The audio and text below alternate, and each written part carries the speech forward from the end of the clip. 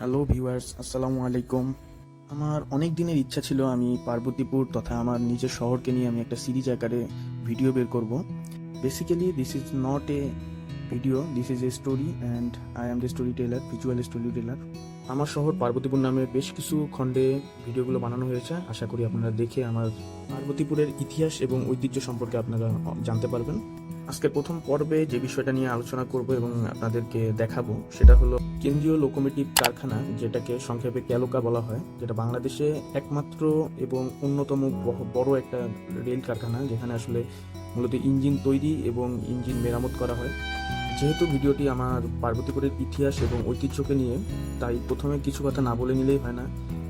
পার্বতীপুর মূলত আমাদের দিনাজপুর জেলার সর্ববৃহৎ এবং অন্যতম একটি গুরুত্বপূর্ণ উপজেলা, যেখানে কেন্দ্রীয় লোকোমোটিভ কারখানা ছাড়াও আরও আছে তাপবিদ্যুৎ কেন্দ্র, বড়পুকুরিয়া কয়লা খনি, মধ্যপাড়া কঠিন শিলা। যে অন্যতম যে জিনিসটা হলো সেটা হলো আমাদের রেল ব্যবস্থা। কারণ আমাদের পার্বতীপুরের ইতিহাস বলতে গেলে একটা সময় আমাদের ব্রিটিশরা অনেক দিন শাসন করেছে, তারপরে পাকিস্তানি খান, যাদেরকে বিহারি বলা হয়, তারাও আমাদের বেশ অনেক দিন শাসন করেছে। তো আমাদের একটা গুরুত্বপূর্ণ রুট হওয়ায় পার্বতীপুরটাকে রেল যোগাযোগ খাতে খুবই ব্যাপক পরিসর উন্নতি করেছিল ব্রিটিশরা। মূলত আমাদের এখানে ব্যবসা বাণিজ্যর প্রসারের জন্য তারা এখানে সর্ববৃহৎ এবং উন্নত মানের একটা রেল স্টেশন তৈরি করে দিয়ে গেছিল ব্রিটিশরা, যেটা আজও আমাদের পার্বতীপুর আসলে দেখতে পারবেন। আজ অনেক বহিরাগতরা পার্বতীপুর আসলে মনে করেন এটা একটা লাল দেয়ালের শহর। আসলে এই বিল্ডিংগুলো সব ব্রিটিশরা তৈরি করে দিয়ে গিয়েছিল, মূলত রেলের সাথে যারা কর্মচারী ছিল সেই সময় তৎকালীন, তাদের জন্যই এই বিল্ডিংগুলো বানানো হয়েছিল এবং আজও সেগুলো মাথা উঁচু করে দাঁড়িয়ে আছে পার্বতীপুরের বিভিন্ন জায়গায়। স্থানীয়রা এইসব বিল্ডিংগুলোকে বলে রেলের বিল্ডিং, এখনও সেইভাবেই নামকরণ হয়ে আছে। পার্বতীপুরের ইতিহাস জানতে হলে আপনাকে আরও পিছনে যেতে হবে, ব্রিটিশদেরও আগে। মূলত পার্বতীপুর নামকরণটি হয়েছিল খিচক রাজার এক বাল্য বিধবা এক মেয়ের নামানুসারে, অনেকে এইরকম বলে। এই মেয়ের নামানুসারে সেই মেয়ের নাম ছিল পায়রাবতী। পরবর্তীতে পায়রাবতী থেকে পার্বতীপুর নামকরণ হয়।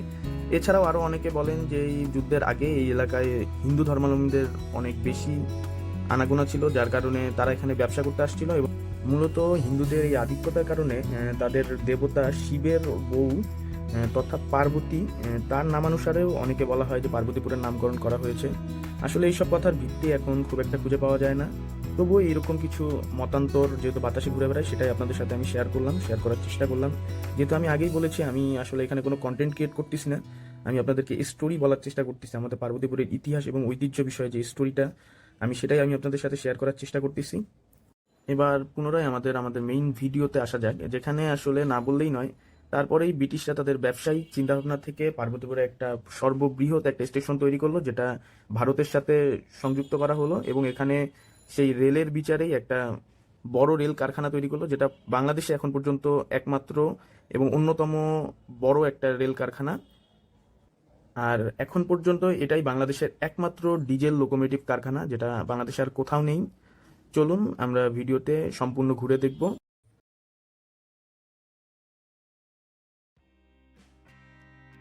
এই ব্লগটার পুরোটা কৃতিত্ব যদি কাউকে দিতে হয় সেটা হলো আমাদের তৈয়ব। মূলত তার উপস্থিতির জন্যই আমাদের এই পারমিশন পাওয়াটা আরও বেশি সহজ হয়ে গিয়েছিল এবং আমিও এখানকার স্থানীয়, আমি তাদেরকে সেভাবেই কনভিন্স করেছিলাম।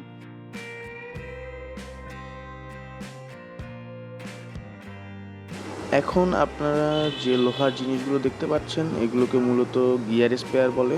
আপনারা যারা বাইক চালান অবশ্যই জানবেন এই যে গিয়ার স্পেয়ারের কাজ। আর এগুলো দেখেই বোঝা যাচ্ছে এগুলো রেলগাড়ির চাকা, এগুলো অনেকাংশেই অব্যবহৃত। এই যে নালাটা দেখতে পাচ্ছেন, এই নালাটা দিয়ে মূলত রেলগাড়িতে ব্যবহৃত যে ডিজেলগুলো এগুলোকে নিষ্কাশন করা হয়।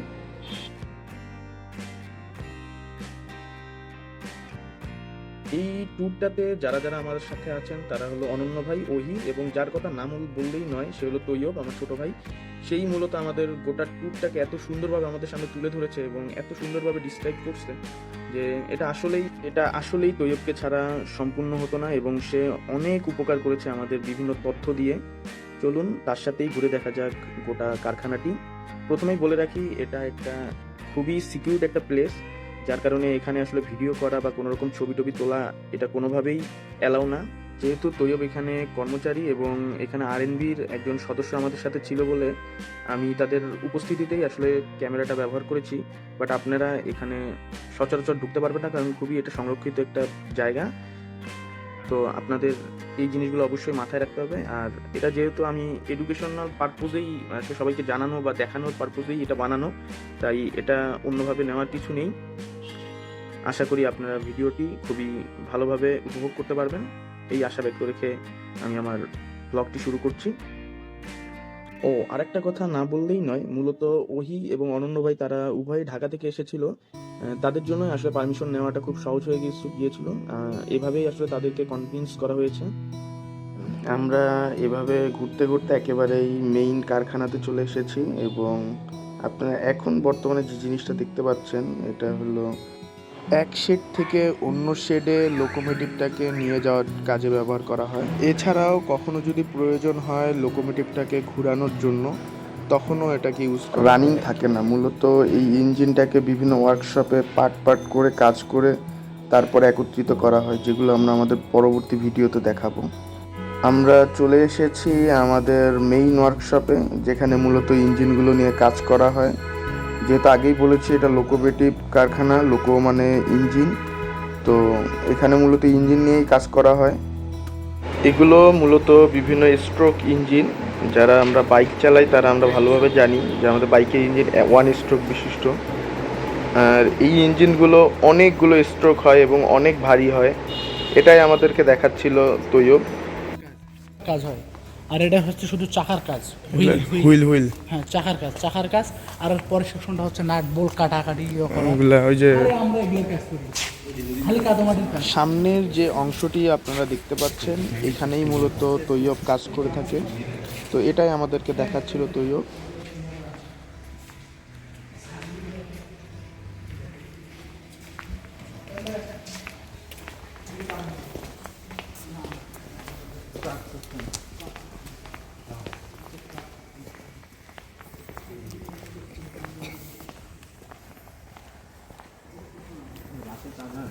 না পাঁচটার পরে একটা দিকে পাঁচটা না।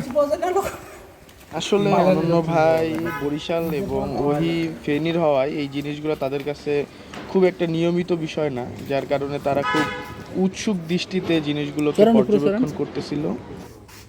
না এমনি এই সাইডে দাঁড়ান, তাই তিনটা ইঞ্জিনই একসাথে। অনেকে ছবি তুলো তো দাগো পুরো যা পড়তেছে। আজকে ঢুকছিল এর আগে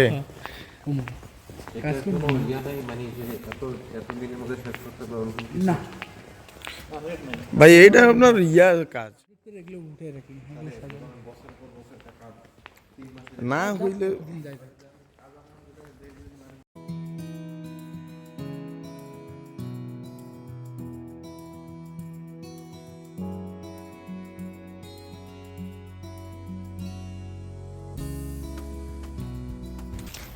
আসেন ভাই।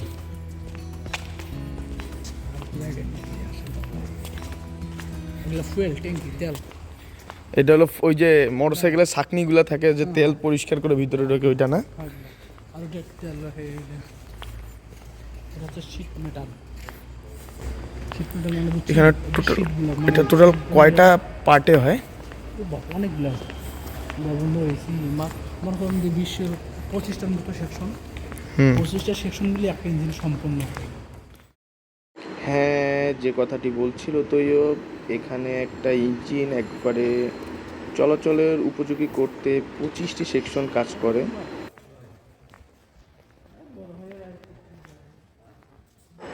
অবশেষে আমরা আমাদের ভিডিওটি শেষ করতে চলেছি।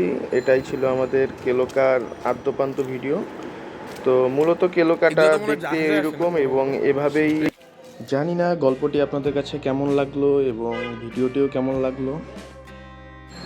মূলত ঘরে বসে যখন এডিটটা করছিলাম তখন আশেপাশে অনেক সাউন্ড, যার কারণে আর কি ভিডিওটা সাউন্ড কোয়ালিটিটা খুব একটা ভালো করতে পারিনি। এর জন্য আমি আন্তরিকভাবে দুঃখিত।